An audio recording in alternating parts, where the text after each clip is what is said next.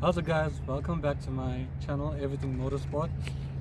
My name is Amit and it's about time you guys see the face behind the channel. Today's video is going to be an introduction on myself and as well as a bit on the project cars that I have. Mainly focusing on this car right here, the W202 C230 compressor. To give you a backstory on me, I came from a family of mechanics. My dad is a Mercedes mechanic. I grew up working on Mercedes from a very young age. Currently I work for Cummins, as many of you would know, the kings of diesel engines.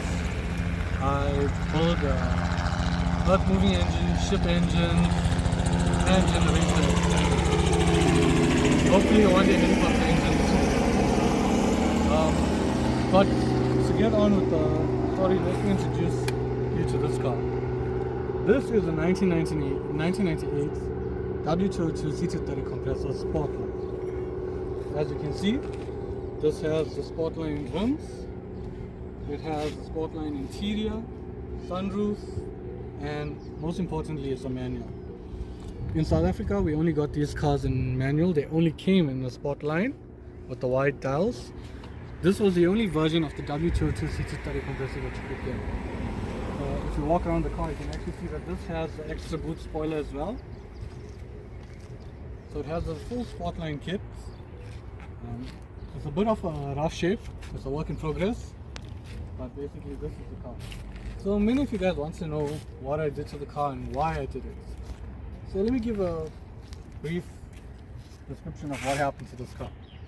So when I got this car, it had a blown head gasket, which I replaced, but I also replaced the engine because the cylinder head was warped due to stretched head bolts. So once that was done, I tried to take it for a drive, but the car was absolutely dead, worse than a naturally aspirated. So it turned out that the ECU was not engaging the supercharger, nor was it closing the dump valve or the recirculation valve. So I locked the supercharger clutch electronically, and still it was running very lean actually, so you couldn't get up in higher RPMs or anything like that. So I decided to go with a standalone engine management.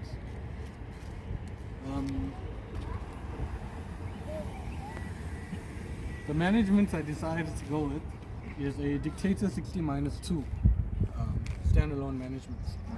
So basically I'm running the car off that management. Everything works as factory. It has still working traction control, aircon still works, but let me show you the engine bit.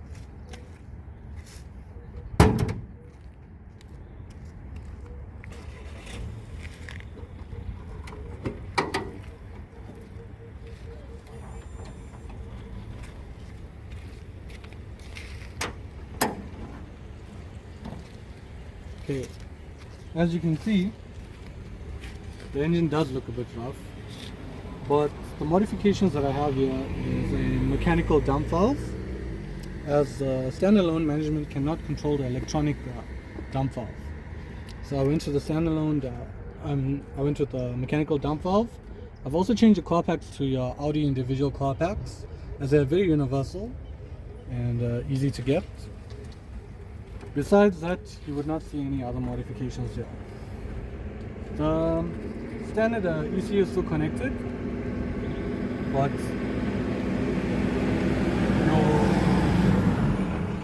sorry about that guys, but yeah, the standard ECU is still connected and everything is running off the standard ECU besides your injectors and your car packs. Those are running off the standalone management. Again, the standalone management I'm using is a Dictator. It does come with a wiring harness, a universal wiring harness, so you can connect your injectors to it and your car packs. You do need to bridge out your crank position sensor so that the speedometer still works, rev counter still works as factory, and as well as the standalone management can pick up position. So basically those are the three things that are running off the Dictator, the standalone. I still do have the MS sensor connected, as I'm still running a drive-by-wire throttle body. kept the air sensor connected just to keep everything happy. The standalone management does have a 3-bar map sensor built into it. Hence the car runs off speed density and not mass airflow. So that is how it will read boost pressure, intake manifold pressure, and your fueling will be according to that.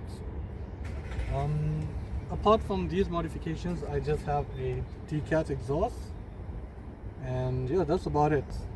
Let me start up the car for you guys so you can hear what it sounds like.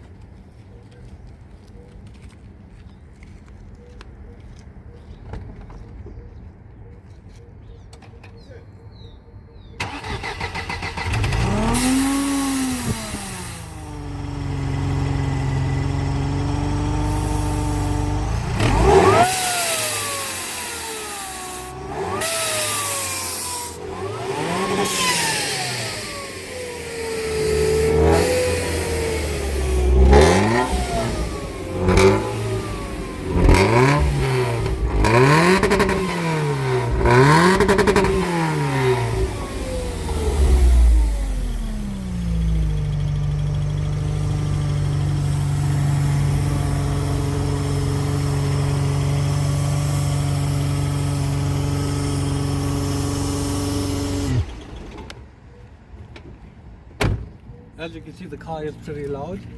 Some of you may actually like the mechanical dump valve sound, some may not. If you do not like that sound, you can actually reroute this dump valve back into your standard airbox. You would actually just need to remove the electronic one and make a bigger cutout for the dump valve, and you can insert it in there. It should be a lot more silent. For some of you that would like the enthusiastic noise, you could keep it out like this. You just gotta find a way to mount it so it doesn't pull out your vacuum lines and stuff like that, because when it does dump air, it does move quite a bit. So again, let me just reiterate about the ECU.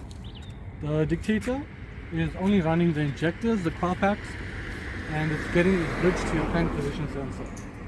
Hence everything else works as factory in the car. You will not have speedo cruise though, because you do need control.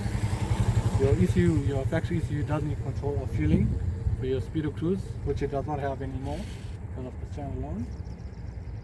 But the rest of the features are there. Your ABS, your traction control, everything works as per usual. And that's about it, guys, for this car. If there's anything else you guys want to know, just hit me up in the comments, and I will try and answer it in the next video. So the other projects that I do have going on is a W202.